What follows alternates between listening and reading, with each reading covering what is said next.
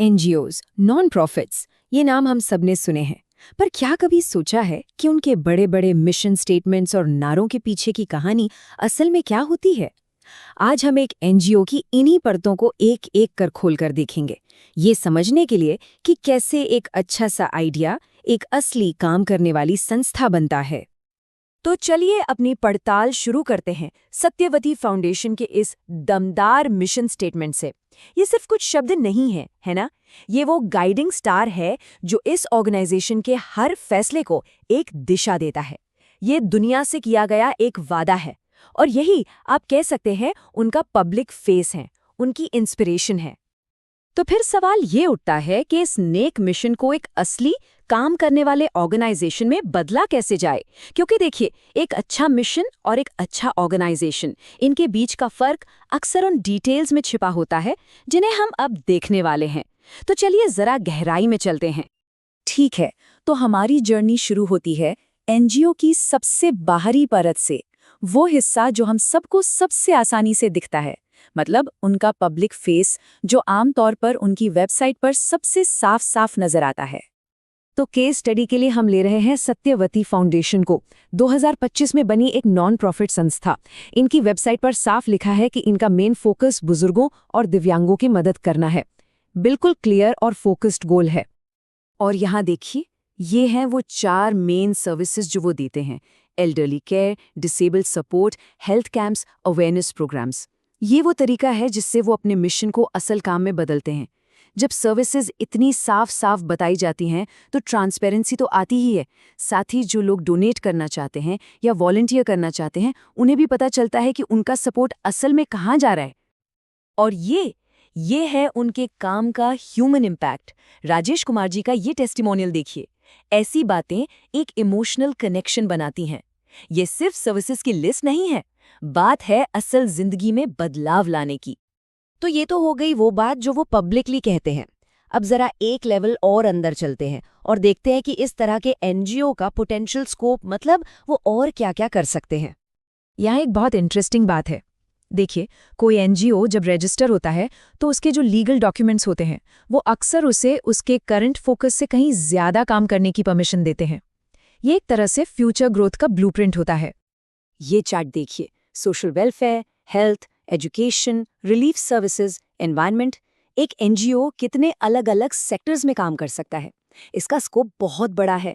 ये किसी भी ऑर्गेनाइजेशन के लिए पॉसिबिलिटीज की एक पूरी दुनिया खोल देता है।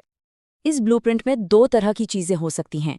एक तो है डायरेक्ट सपोर्ट, जैसे गरीब परिवारों की मदद, दिव्यांगों के लिए रिहैबिलिटेशन या फिर स्किल डेवलपमेंट और फ्री मेडिकल कैंप्स। और दूसरी तरफ है कम्युनिटी लेवल पर काम, जैसे सोशल अवेयरनेस कैंपेन्स चलाना, डिजास्टर रिलीफ में मदद करना या फिर ट्री प्लांटेशन ड्राइव्स ऑर्गेनाइज करना। मतलब इंडिविजुअल हेल्प से लेकर बड़े कम्युनिटी प्रोजेक्ट्स तक, सब कुछ। ठीक है, अब आते हैं सबसे आखिरी और सबसे जरूरी परत पर, ऑफिशियल, कॉर्पोरेट और लीगल आइडेंटिटी। ये वो फाउंडेशन है, वो नींव है जिस पर सब कुछ टिका होता है। याद है वो मिशन स्टेटमेंट जिससे हमने शुरुआत की थी? वो प्रेरणा देने वाली भाषा, उसे आप ऑर्गेनाइजेशन का दिल समझ लीजिए। अब हम इसकी तुलना करेंगे ऑर्गेनाइजेशन के ढांचे से, मतलब उसके लीगल पेपर्स से। और यहाँ फर्क बिल्कुल साफ है। एक तरफ है वेबसाइट का मिशन जिसमें केयर, रिस्पेक्ट, डेडिकेशन जैसे इमोशनल शब्द हैं, और दूसरी तरफ है ऑफिशियल लीगल पर्पस जो कहता है बुजुर्गों और विकलांगों के लिए बिना आवास के सामाजिक कार्य गतिविधियां। ये भाषा इमोशनल नहीं है, ये लीगल क्लैरिटी के लिए है। ये मिनिस्ट्री ऑफ कॉर्पोरेट अफेयर्स में दर्ज की गई भाषा है। और ये हैं वो पक्के फैक्ट्स जो कंपनी रजिस्ट्री से मिलते हैं: CIN number, incorporation date, company का स्टेटस, डायरेक्टर्स कौन हैं। ये सारी डिटेल्स इस ऑर्गेनाइजेशन को एक असली और अकाउंटेबल लीगल बॉडी बनाती हैं। पेड अप कैपिटल सिर्फ 10,000 रुपये। अब ये रकम शायद छोटी लगे, पर किसी भी नए नॉन प्रॉफिट के लिए ये एक बहुत ही कॉमन स्टार्टिंग पॉइंट है। ये उनकी टोटल फंडिंग नहीं है, ये बस वो इनिशियल सीड मनी है जो लीगल सेटअप के लिए ज़रूरी होती है। तो आसान भाषा में कहें तो ये वो पैसा है जो फाउंडर्स ने कंपनी को ऑफिशियली शुरू करने के लिए लगाया। बस यही वो पहला कदम है जिससे ऑर्गेनाइजेशन को बैंक अकाउंट खोलने और लीगली काम करने की परमिशन मिलती है। तो हमने 3 अलग-अलग लेयर्स देख ली, पब्लिक मिशन, पोटेंशियल ब्लूप्रिंट और लीगल फाउंडेशन। अब इन सबको जोड़कर देखते हैं कि पूरी पिक्चर कैसी बनती है। इसे ऐसे समझिए, जैसे कोई घर बन रहा हो।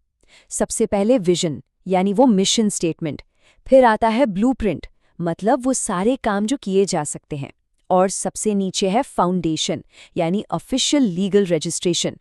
तीनों बेहद जरूरी हैं। तो टेक अवे क्या है? यही कि एक पावरफुल विजन, एक स्ट्रेटेजिक प्लान और एक सॉलिड लीगल फाउंडेशन, जब ये तीनों चीजें मिलती हैं तभी एक भरोसेमंद और असरदार ऑर्गेनाइजेशन बनता है। दिल, दिमाग और ढांचा तीनों का साथ काम करना जरूरी है, तभी ट्रस्ट और इम्पैक्ट बनता है। और इसी सवाल के साथ इसे समाप्त करते हैं। हमारे आसपास जो ऑर्गेनाइजेशंस हैं, उनके कागजात में कौन सी कहानी छिपी है? अगली बार जब किसी एनजीओ को देखें तो सोचेगा ज़रूर कि उनका पब्लिक विजन, उनका पोटेंशियल प्लान और उनका लीगल फाउंडेशन, ये तीनों मिलकर क्या कहानी बताते हैं। इससे उनके काम को और गहराई से समझने में मदद मिलेगी।